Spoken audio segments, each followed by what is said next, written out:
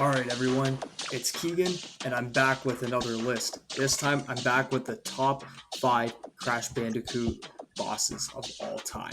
So, in the Crash Bandicoot bosses, what do we look for? Do we look for aesthetic? Do we look for overall quality of the battle? Or do we look for the character work? The truth is, we're looking for every single one of those aspects. And full disclosure, games like Crash Wrath of Cortex, Crash Twin Sanity, Crash Mind Over Mutant, and Crash of the Titans will not be involved in this list because I want to stick to the original canon. So I will only be sticking to Crash Bandicoot 1, Crash Bandicoot Cortex Strikes Back, Crash Bandicoot Warped, and Crash Bandicoot It's About Time. Because in reality, that is the original canon of the game, and I will make another list of top bosses in the future for Elseworld Crash games. So we're going to stick with that canon, and let's get started.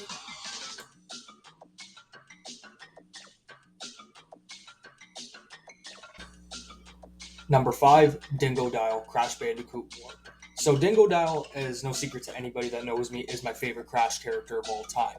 And I think this level is absolutely amazing. This boss battle itself is amazing. I love the snow exterior. I think it looks great because especially we don't get any snow levels in Crash Warped. But the fight itself is simple yet very effective. So Dingodile wants to roast Panda Penguin with his flamethrower. And how cool is that? A dingo mixed with a crocodile with a flamethrower. Plus the Australian accent's just a cherry on top. So Dingodile is very angry that you ended up thwarting his plan. So he ends up trying to shoot his flamethrower at you over the crystals, and then eventually he gets frustrated enough that he can't get you, so he shoots through the crystals to try to get you. Also, note, in the Insane Trilogy, his aim, well, is rather insane. But the level itself is great, and Dingodile tries to shoot through you, tries to roast you, and then at the end, you thrashed me, mate.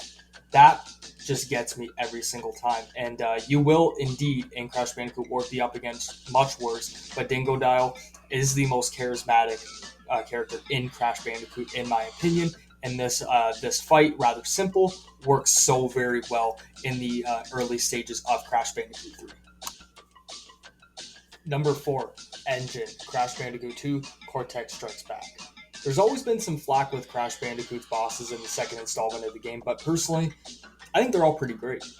I think Ripperoo's a pretty fun battle. I think the Komodo brothers are a really creative intricacy with being sword-wielding samurai Komodo dragons. It's pretty cool. Tiny the Tiger's boss level I actually find very fun and more challenging than people think.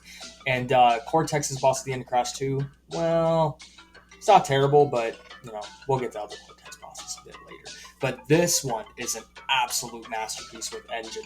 It's the fair type of hard. It's difficult, but not unbearable difficult where you can't beat it. But once you get the formula down, it's fine. I love the aesthetic of this level.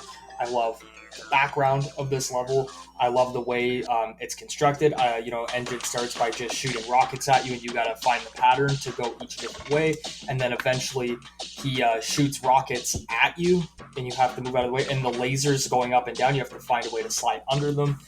And also, you get shot at by kind of like a green laser, and you have to jump to each side of the three respective platforms. I think this level is absolutely fantastic. Engine is definitely the most flavorful in terms of character work in Crash Bandicoot 2 other than Cortex, but this level is way more than serviceable, and I think, well, it's in my top 5. It's one of the best boss battles in Crash Bandicoot history. It's definitely the best one, I would say, of the 3 main Engine boss battles, and that was really difficult because I really wanted to put the other 2 boss battles in here because I think they can actually have a place, but I went the fair route and I only picked one so far, but my mind can change in the future.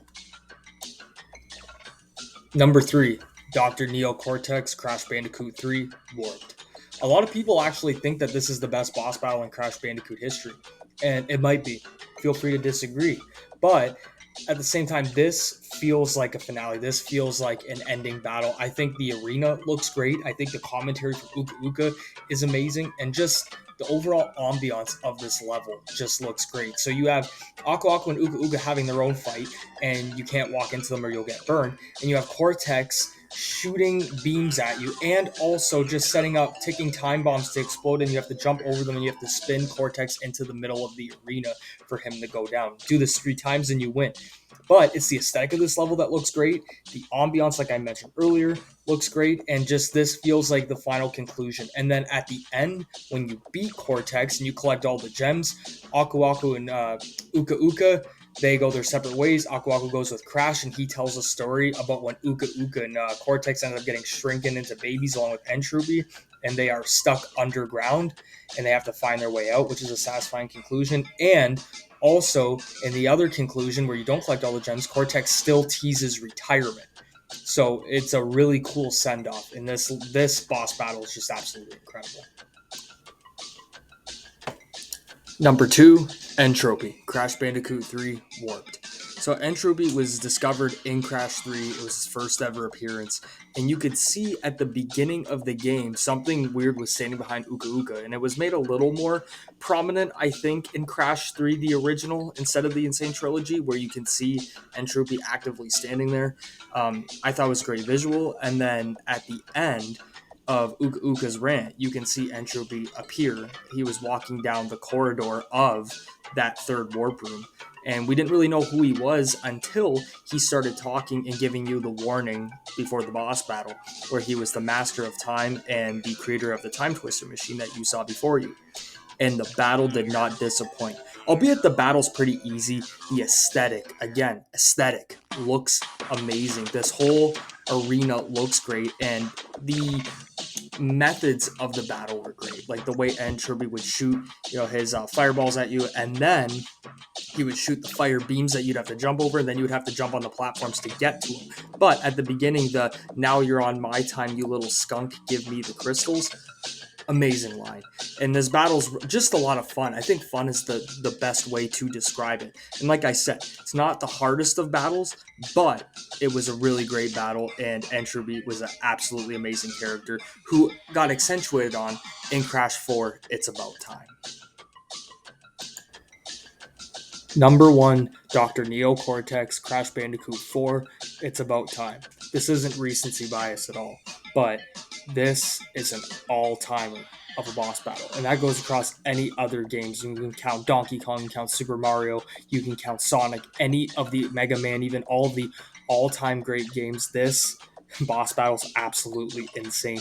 It's got many different facets to it. It's got many different segments, and Cortex, psychology wise, uses every single thing in this game against you. So he uses the elemental masks, he uses Lonnie Loli, he uses Kapanawa, he uses Akano, he uses Ika Ika, he uses all of them and all of their powers to try to take you down as Crash Bandicoot. And plus the commentary is amazing in this. He calls you a cheater for jumping on the shoot-o-matic to stop it. He gets his assistants to come in and help him, which he's never done in any other of the Crash boss battles, when he uses them against you the entire time in the game, but never uses them to actually try to defeat you in the boss battle. But this time he does it, and it's amazing. The aesthetic again looks absolutely incredible, and the end sequence is amazing too, with the double Cortex segment afterward too. But this game is absolutely amazing. I will give you a hot take quickly. I think Crash 1 is harder than Crash 4, and I think that's going to be a bit of an unpopular opinion, but I think it is. But man, when you beat this boss battle,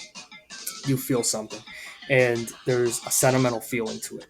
This boss battle to me is absolutely incredible, and I believe it is the greatest boss battle in Crash Bandicoot to date. Let me know what you guys think. What's your favorite boss battle? Like, share, comment, subscribe, and I'll be back with more. I'm trying to solve the YouTube algorithm by posting all different kinds of videos. I do professional wrestling, video games, reaction videos to music, reaction videos to other things as well. So let me know what you guys want to see, and hopefully I can deliver. Thank you. See you soon.